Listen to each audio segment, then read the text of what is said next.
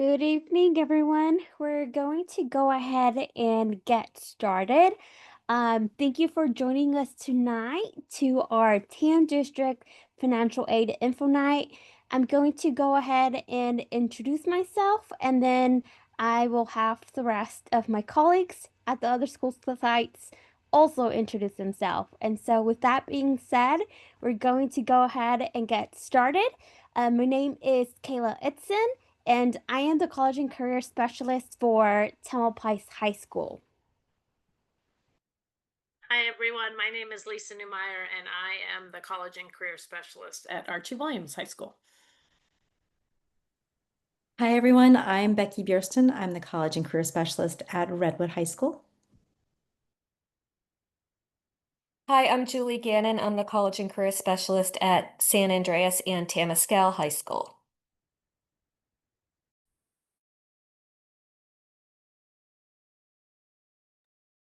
Hi everyone, I'm with 10,000 Degrees. I'm the Southern Access Fellow, Lorena Alvarez, at Archie, Redwood, and TAM. And then, hi everyone, my name is Yesenia Hernandez. I am the Marin College Access Fellow, and I work specifically in San Andreas High School.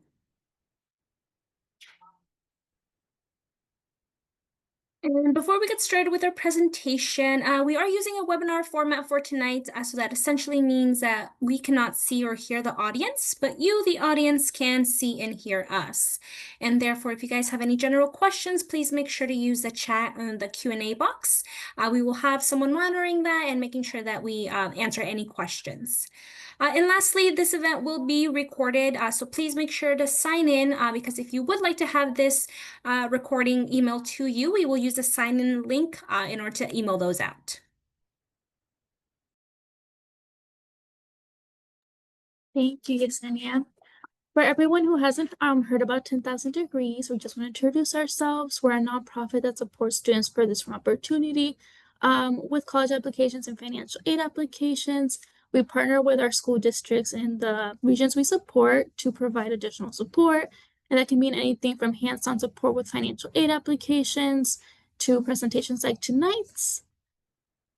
Tonight's presentation will go over what financial aid is, the types of applications there are, and then of course we'll talk about some additional applications you might want to keep an eye out for.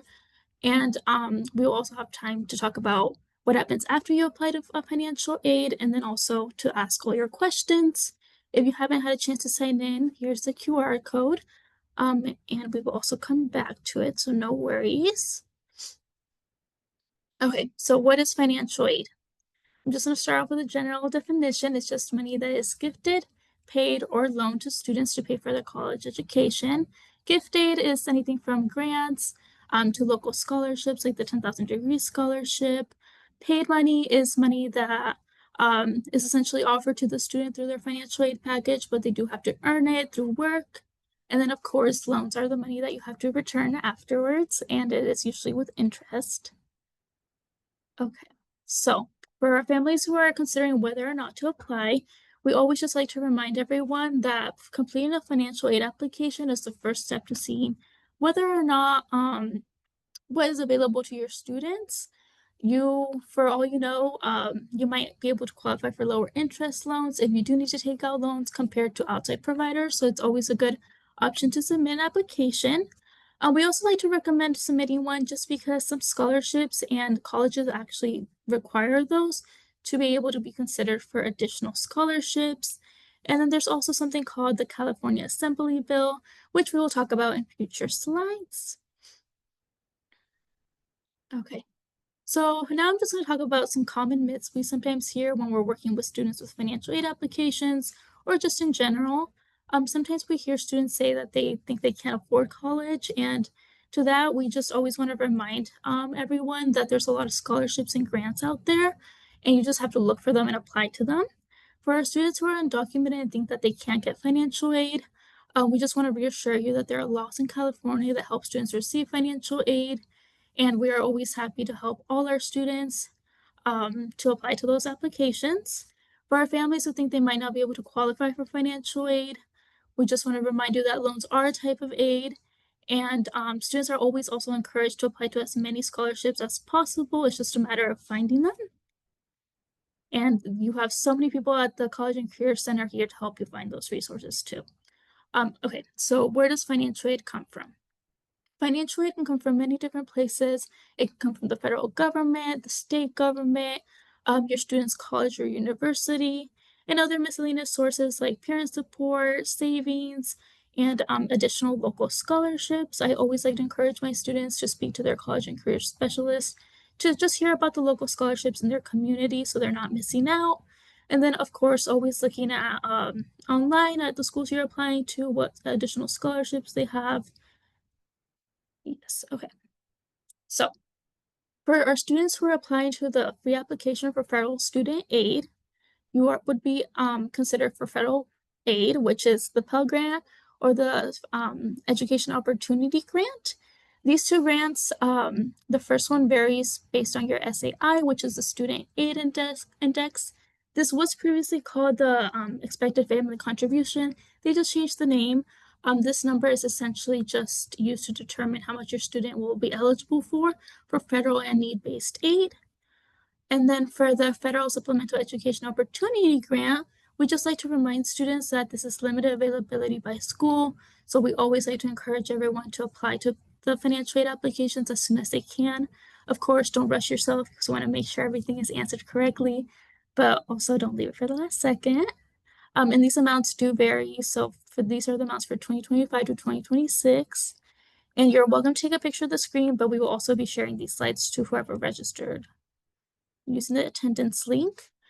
For our students who are, again, applying to the federal application for federal student aid or the FAFSA, and or in this case it would be the California Dream Act, you will also be considered for the Cal Grants, the Chaffee Grant, and the Middle Class Scholarship. The Cal Grant varies by GPA and the school you're attending. So the GPA would be the high school GPA that you have, and your portal tells you this is the Cal Grant GPA. And then for the Chaffee Grant, this is an additional application that students would have to fill out, but this is only open to foster youth, and we will talk more about this grant in future slides. The Middle Class Scholarship, you are automatically considered for if you apply to one of the two applications, and the amount varies, but it does have a max income and assets of $250,000. And we will talk about this in a second too. Again, the amount varies based on the school you're attending because some schools have a higher cost of attendance. If your student is considered for the awarded a middle class scholarship, they will be notified by the California State Aid Commission, and it's usually in July or August. I would just check emails and everything, but it's not too much to worry just because you are automatically considered for this if you apply to the FAFSA or the California Dream Act. This scholarship is only for UC or CSU students who are U.S. citizens, permanent residents, or meet the requirements for non-resident tuition exemption. I know that last one's a little tricky sometimes. Yesenia will be talking about that in future slides, so we fully understand what it means. And then, of course, students need to maintain satisfactory academic progress and not be default on student loans or be incarcerated. And then this is work study. This is another form of aid. This is when your student, if your student is offered this opportunity, it's when they go on campus and find a job, and that job pays them the amount that they were awarded under their financial aid application through the work study option, and students are paid directly to their earnings. The only thing is you do need to find that job on campus, but the nice thing is that if your student does need to work, this is a great opportunity because these jobs tend to be a lot more flexible with students, with not just their class schedule, but also the holiday schedules. So it's always nice to look into that option. Okay, so you can use all of your financial aid that is offered to you to pay for your cost of attendance. The cost of attendance is the tuition, room and board, books and supplies, meal plans, technologies, transportation, think anything related with college. And then you just take that cost of attendance and subtract it by your financial aid package. And then if there is any remainder amount that you still need to cover, we always recommend students to continue applying to scholarships to help cover that. And then maybe find an on-campus job and looking into loans if that is absolutely something you need to do. Okay, so Next, soon, we'll be talking about the actual financial aid applications. But before we do that, I just wanted to let everyone know that there is a Family Educational Rights and Privacy Act that protects your personal information. I just like to mention that because it is a lot of personal information, and it's nice reassuring families that your information is protected, and the only ones who would be seeing your financial aid applications is the college's financial aid department, and it's because they need to be able to see it to offer your student aid. Okay. And I will pass over the mic to Yesenia. Perfect. Thank you so much, Lorena. Now we will be getting into some of the details of the two applications that are available to students.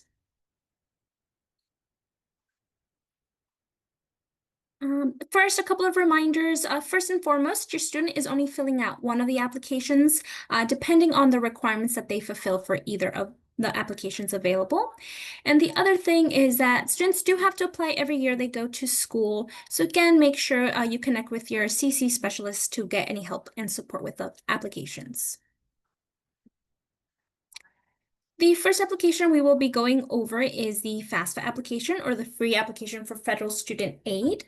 The website to access this application is studentaid.gov. It is currently open, and the priority deadline is March 2nd. That seems like it's a long, far away, but honestly, gathering all the documents needed, making sure both parents and contributors complete their section takes a lot of time. So we definitely encourage our students to try to submit, come to the CCC as soon as possible to get help with this. But as Lorena mentioned before, this FAFSA application is free application to access federal and state aid for a student.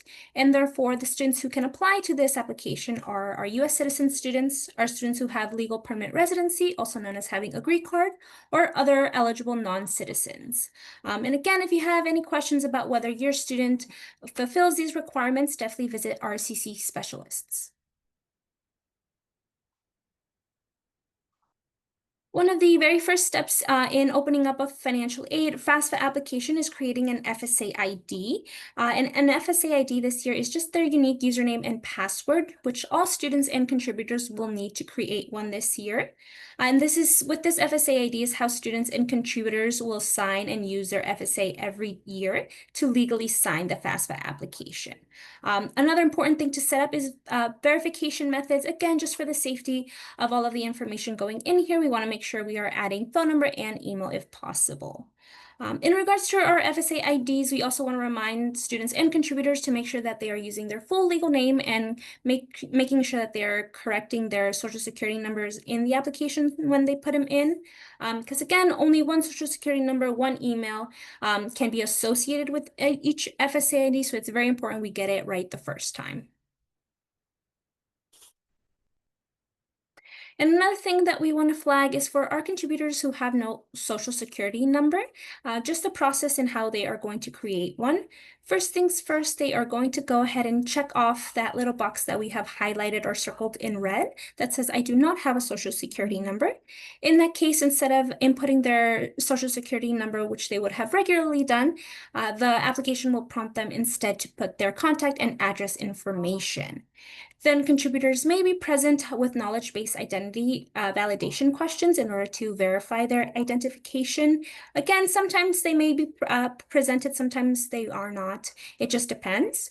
And then the last step is that thankfully this year, some of the changes that FAFSA has made it so that our contributors with no social security numbers, their FSA ID is available to use immediately. They don't have to wait through the process of getting it verified before they're able to actually access the contributor section of the FAFSA. Now onto the second application available to students. That is called the California DREAM Act application, or the CADA. You can access this application at dream.csac.ca.gov to also apply for free. It is currently open right now, and the priority deadline is also March 2nd. However, in contrast to the FAFSA, this application only gives students access to state aid, and therefore this application is for students who are AB 540, which we will review in the next slide. And this status includes any student who is undocumented, or maybe students who have a social security number because of DACA, TPS, a U visa, work authorization, things like that. And again, students and contributors are signing the CADA, but this time indifferent to the FAFSA, they are just checking off a little box of acknowledgement. So now to cover what AB 540 is, essentially when a student is classified as AB 540 eligible, it exempts a student from paying out-of-state tuition or non-resident fees, which they would have normally had to pay. And sometimes this can be double, triple the amount of regular tuition, so that's why it's super important to make sure that your student is eligible for AB 540 and checking the necessary boxes in order to go ahead and qualify. But in order to qualify for AB 540 status, a student must complete the two following requirements. First, they have to have attended 3 cumulative years at a California school, so that's anywhere from kindergarten to 12th grade, community college, adult school. And then the second requirement is that they need to have attained their high school diploma or equivalent. And again, if you're not too sure if your student who would have to file California Dream Act completes these AB 540 eligibility requirements, again, just visit our CC centers at your schools so we can help determine that. And another thing that the CADA application made simple this year is the AB 540 affidavit is now embedded into the application itself, but it's still a good idea to make sure that your student connects with the financial aid office at the respective schools that they are applying to make sure that they have received this AB 540 information, again, to avoid having to pay out-of-state tuition. Now to talk about the California Dreamer Service Incentive Grant, or DSIG. This is the California application's version of work study. So this allows any student who is receiving a Cal Grant B they can be considered for one of the many service incentive grants that can grant them up to $4,500 in financial aid per year. In order to check your eligibility to see if your student who would have filed a California Dream Act application can apply, just visit the csac.ca.gov.dsig website. And now we'll be going over the needed documents. First things first, this is a very general list, so if you and your student don't have everything on this list, it's okay. You can always come to the CCC to get tips or just what to do in case we are missing a certain document. But we've just written down some of the things that, again, we have seen that these applications ask for. For students, again, those can include Social Security number, their 2024 W-2 forms or taxes if they filed them, a legal permanent resident card, also known as their green card, a list of the colleges that they're interested in applying to, and again, any record of untaxed income, such as Social Security benefits or welfare. This list is practically the same for our parents and contributors, but again, we just want to let you guys know that you don't have to have everything on this list. It's just a general list to go based off of. We understand that every family situation is different and might not need all of the documents on here. Perfect. Now we'll hand it off to Lorena to talk about additional financial aid resources. Thank you, Senia. Okay, so again, to the Chappie grant, this is for foster youth. This is the grant that I mentioned earlier. It is state aid and it's additional aid. You do have to apply to this one separately. And this open October 1st and it's due July 31st. And it's for students who were in foster care or were the courts living in foster care between the ages of 16 to 18 years old. And they do need to be enrolled in an eligible vocational school or taking college courses at least half time. And they can be awarded up to $4,500 a year to eligible foster youth. If you are a foster youth or one of your students is a foster youth, please encourage them to apply to this additional source so that they can get more aid. Another application is the CSS profile. This won't be for all the students. This is just for some who are applying to private schools, some out-of-state schools, and this is just to award additional aid.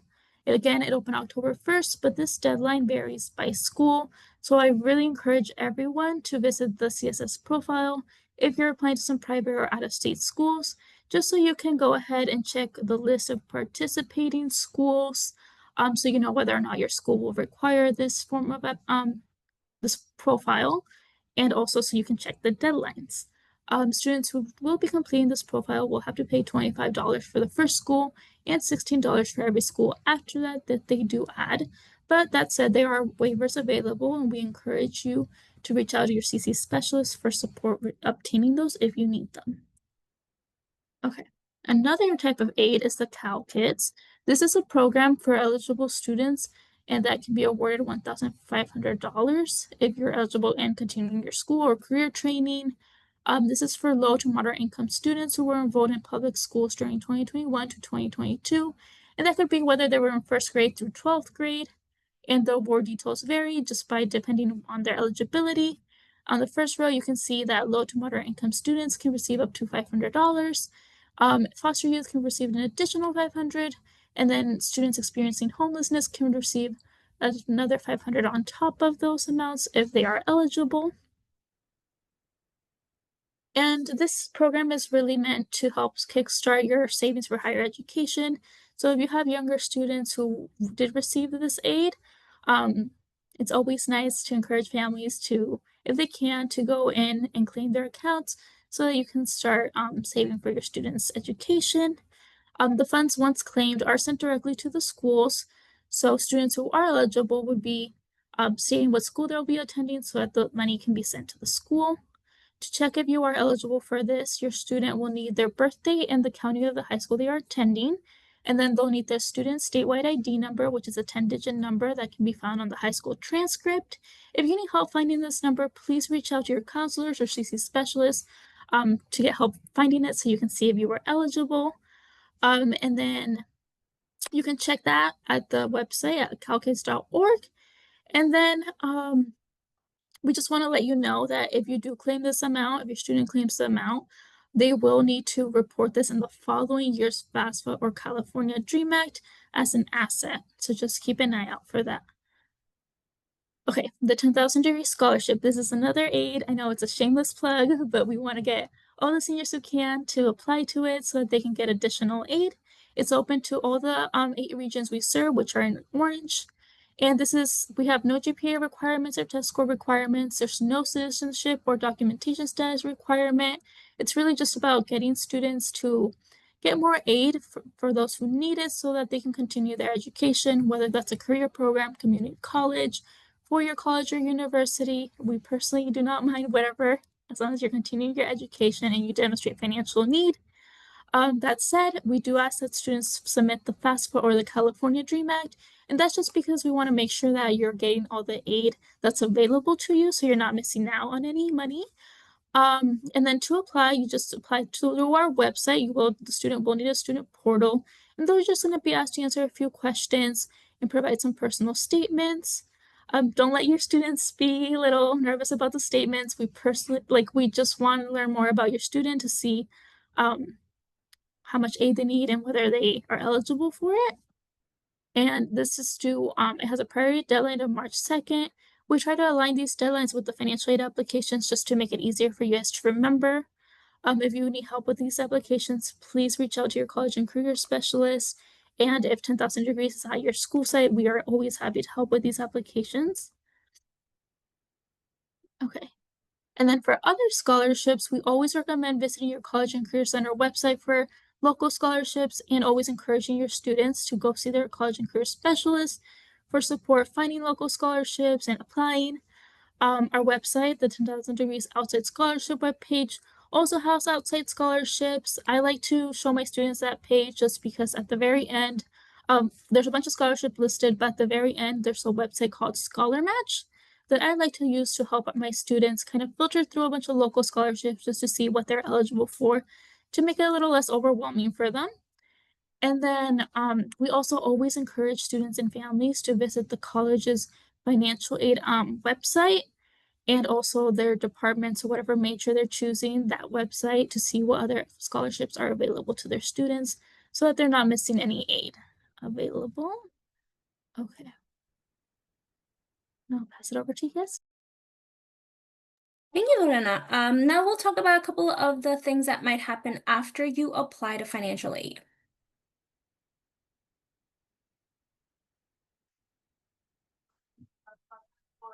First things first, the Web Grants for Student, also known as CSAC website.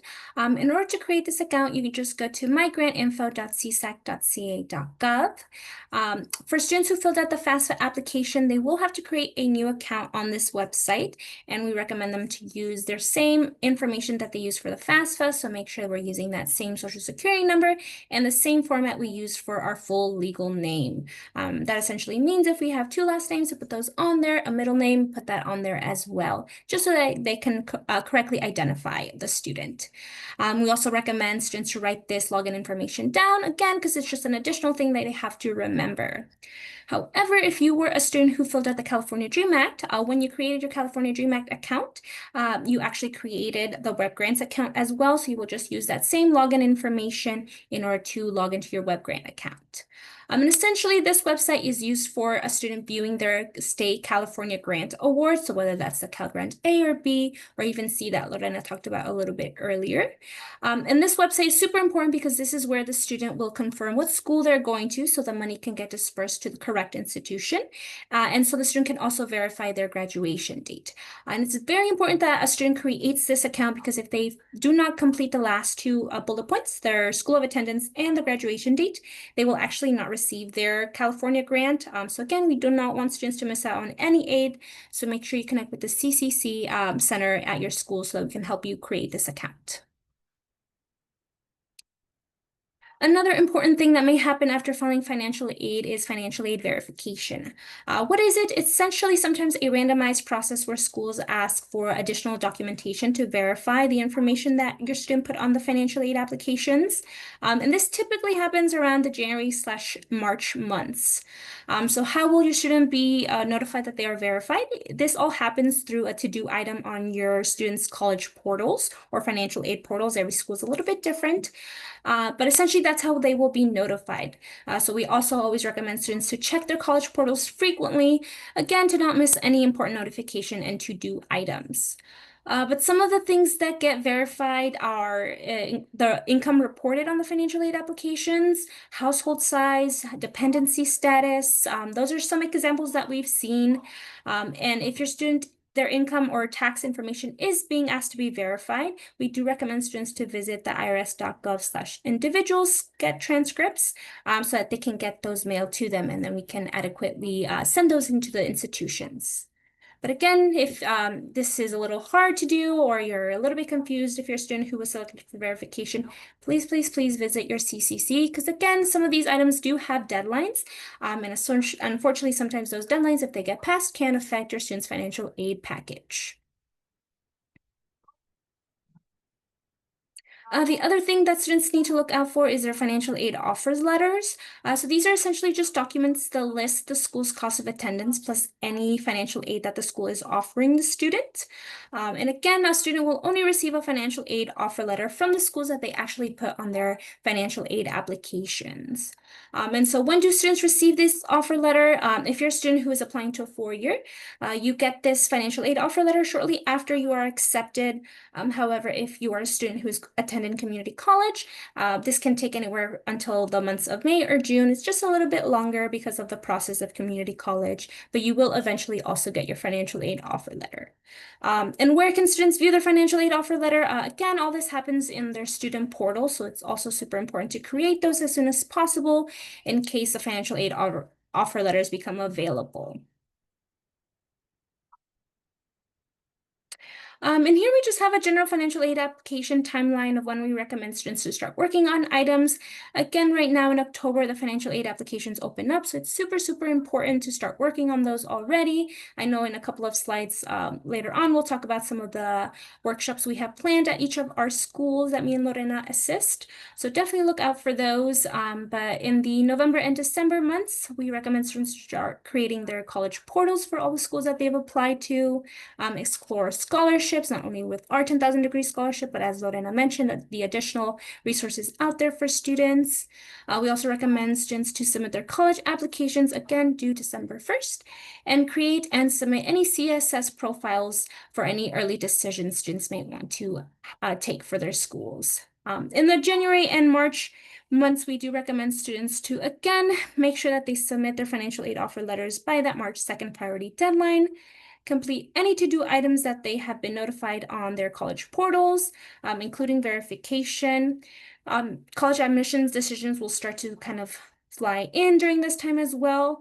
And then we also recommend students to make sure that they submit their CSS profile as a regular application deadline.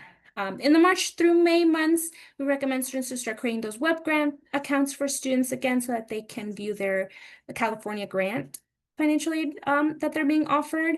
We also expect financial aid offer letters to start coming in during this time. And the biggest thing is that college decision day is May 1st for our four-year students.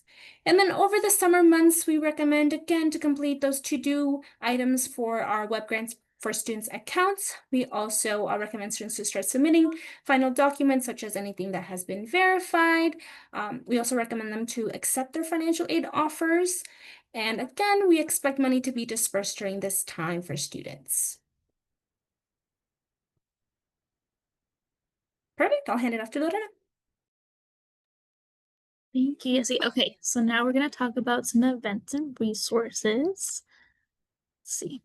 Our first event will be at Tam High School with Miss Kayla. It will be October 23rd, so next week. And it is from 4 to 6 p.m. at the library. You're welcome to take a screenshot of this slide, but we also will be sending out these slides to whoever completed this attendance sheet. So that'll be our first one, and it is for TAM students. At Redwood, our first workshop will be October 28th from 5 to 7 p.m. at the College and Career Center. And again, you're welcome to take a picture. Okay, now Archie, our first one will be November 5th at 2:55 p.m. to 4 p.m. at the College and Career Center. This one is until November, but we will be having a follow-up one that same month on the 19th at the same location from 5 to 7 p.m. And again, these are just for students and also their guardians to get support with these applications, whether it's the financial aid application, the FAFSA, the California Dream Act, or any scholarships. And I'll pass it over to Yesenia. Yes, perfect. Thank you so much, Lorena. Here are the two workshops that we have planned with Julie at San Andreas High School. The first one is December 9th from 4:30 to 6:30 in the multi-purpose room. And then once again in the spring, February 11th from 4:30 to 6:30, also again in the multi-purpose room. And in case any of those did not work out with your schedule, 10,000 Degrees also has financial aid community events on Zoom. The first one for the fall will be November 5th from 5 to 7 p.m. And then again in the spring, February 18th from 5 to 7 as well. And again, as a reminder, these are on Zoom. And if you do need a support in Spanish, we will also have that available to you. Thank you. And you can find these events on our website. They will all be listed on there. And now we have time for a Q&A. So if we're here to answer any general questions, just a reminder, this is a webinar, so there's other participants in the meeting. So we're here to help with general questions, but if you have any more personal ones, we're always happy to help in person at your College and Career Center or through email.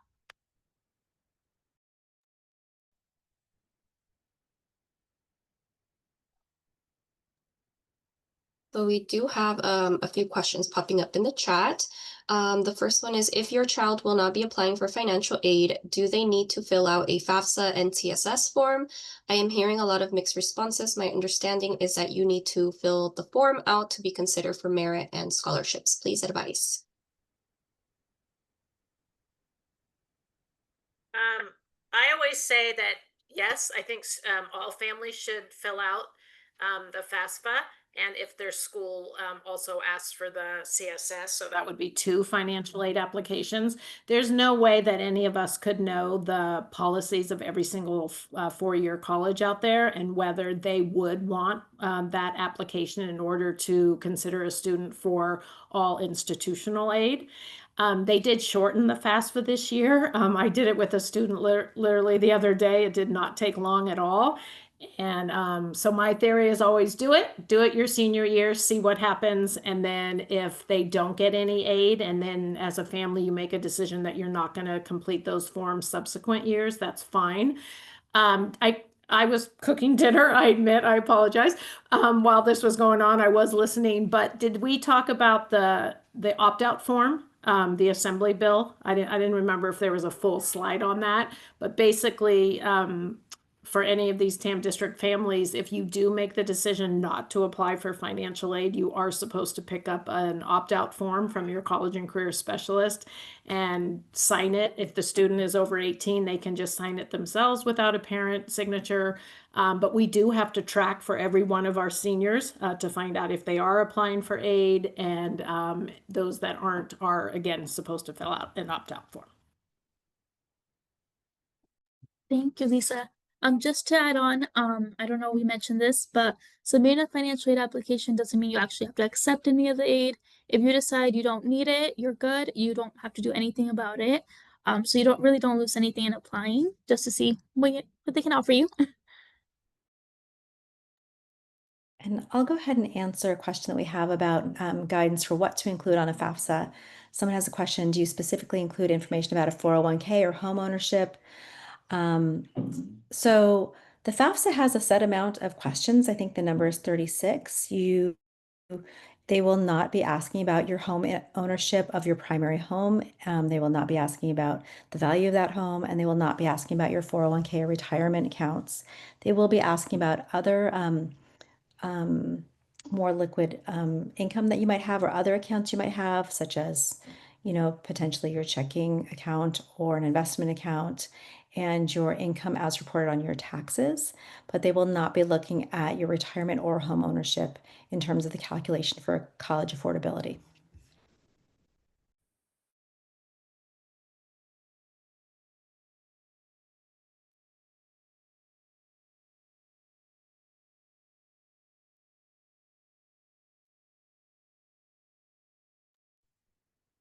I'll go ahead and answer another question. Someone asked, how does early admission to a school work regarding financial aid?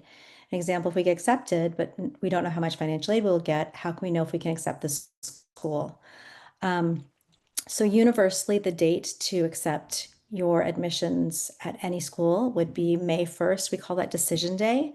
And if we're talking about early admission or early action, you could get admitted to that school, and sometime usually before, I would say, April 1st, you'll also get an updated offer that includes any financial aid and scholarships, and you can then decide if that's appropriate for your family, and your student would then like to accept that offer. But you do not need to accept your offer until May 1st, which is decision day. An exception to that would be if your student has decided to apply early decision, which is a different admission track. And an early decision is when you pick one school and you have committed to going to that school. And it's a very serious decision for families. Oftentimes, you don't know what the financial aid offer is from that school before already signing that early decision contract. So if that is something that your student or your family is considering, I would highly encourage you to go to that particular university's financial aid page, use their net price calculator, as well as potentially reach out to their financial aid office and ask for any guidance based on your own personal circumstances as to what you might expect. Some colleges will do what they call a financial aid pre-read when you're considering early decisions, but not very many of them. So before you allow your student to choose a school early decision, I would really encourage you to look at the full cost of attendance and speak to their financial aid office so you know what to expect.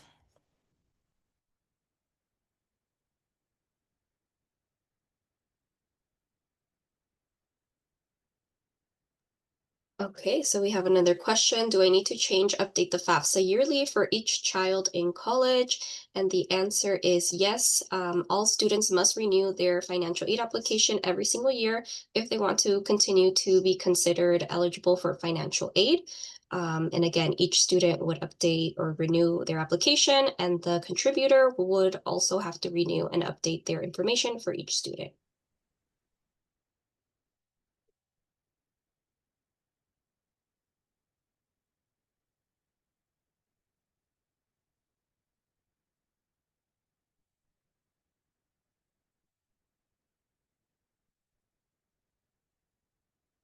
All right, you guys, are we gonna have a transcript of the answers to the questions? Because I can see some of my colleagues are typing answers. Is there any way to send that out in case some of them were not read out loud? That's a good question. I'm not sure for webinars, the hosts get a summary of the questions at the end, but we can check. Okay.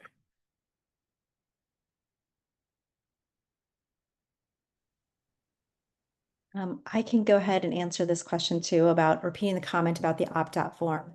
So in the state of California, all students of public California high schools are required to complete financial aid forms or opt out of completing them, but acknowledging that they were advised that this is an option for them, that college can be affordable.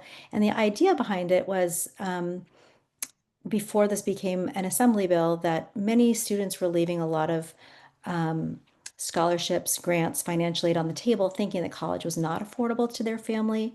And by encouraging more students to fill out the financial aid forms, it really enables so many more students to attend colleges, whether it's 2-year or 4-year colleges. This financial aid can go to a 2-year college, 4-year college, or an accredited vocational school. So that's the intent of that assembly bill. If a family really feels like they would like to opt out of filling out those forms, you absolutely can. And those forms are available through your college and career specialist. But I would still truly encourage everyone to give it a try. You might be surprised that you could qualify for some help paying for college, and college can be very expensive, especially with if you have multiple children who will be or multiple students who will be going to college at different points. It's worth a try. It is not a long form. It is not a long process. Like I mentioned earlier, the FAFSA itself is 36 questions. Truly, I think the thing that takes more time to complete is actually setting up your just your verifications of making sure your information is protected, but the actual form is quite easy, and you have a lot of guidance to help you with that.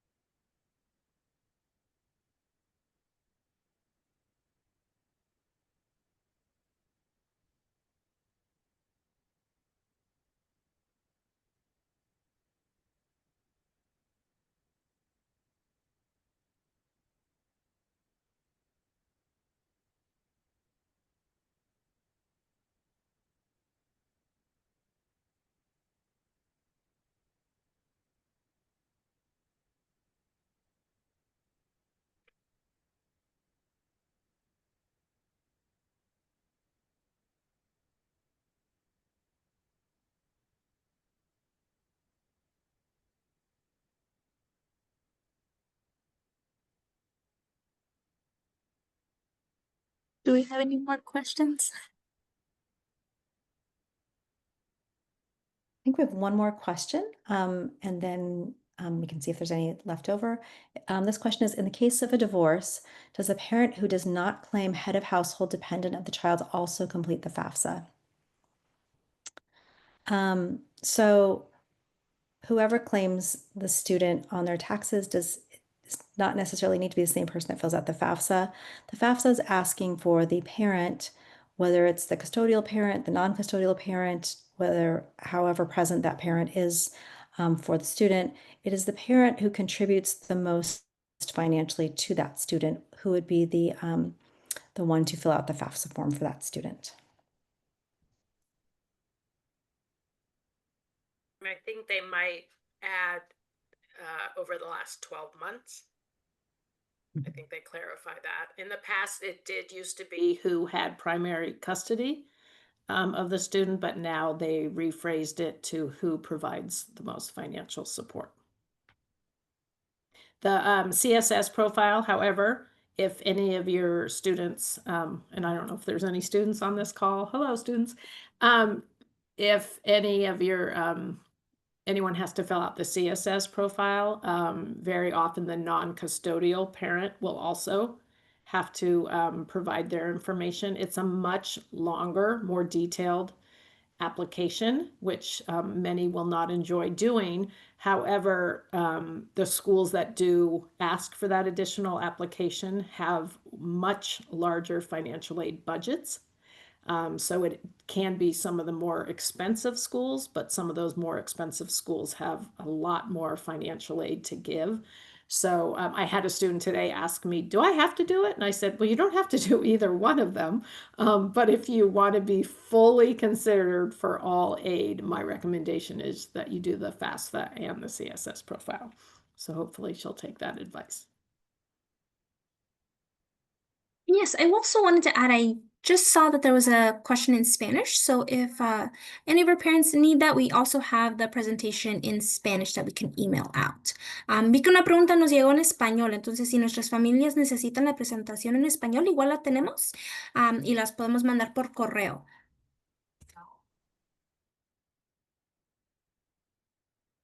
Also, we'll have Spanish-speaking staff at all of the in-person sessions that we're offering, where folks can come in and work on these applications. So both English and Spanish-speaking staff at all of our school sites. And I would also like to add, me and Lorena speak Spanish too, so we are also able to help.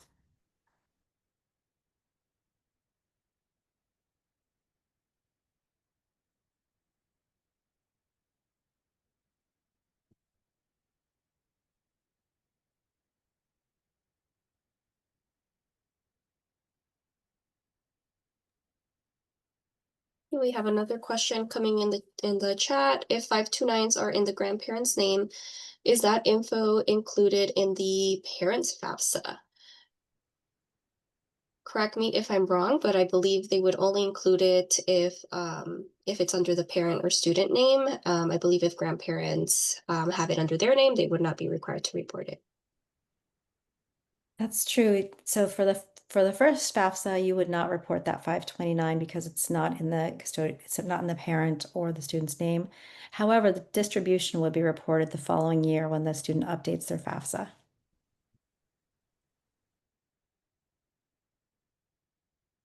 Another point I'd always like to make is the FAFSA belongs to the student. It is the student's financial aid application. It is the student who is obviously applying to college.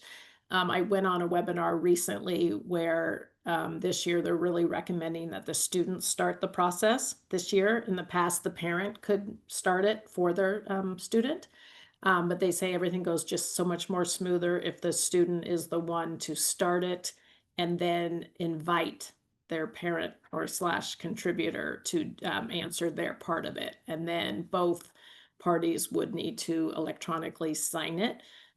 So we're trying to encourage our young adults to own this process and to realize that they are the ones going off to college. So it would be really great if they could take the charge on that.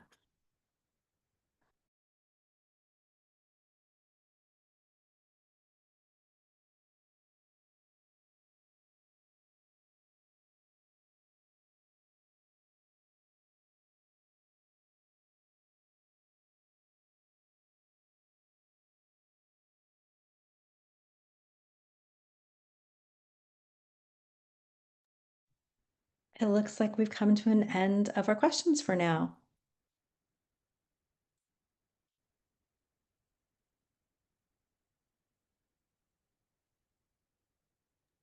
Okay.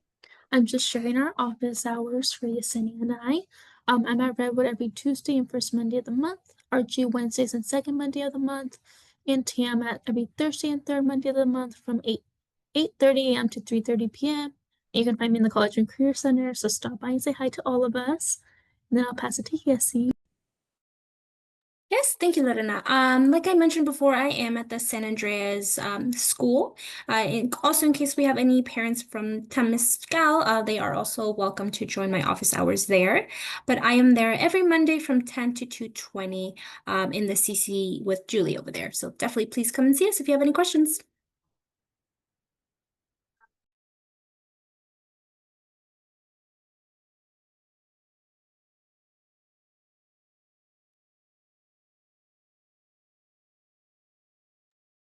Thank you so much on behalf of all the college and career specialists at all of our campuses, we are here to help you with this process as more questions come along, and we encourage you to come to any of our workshops and that we have coming up at each of our schools, and we can help you actually fill out the forms at any of those events.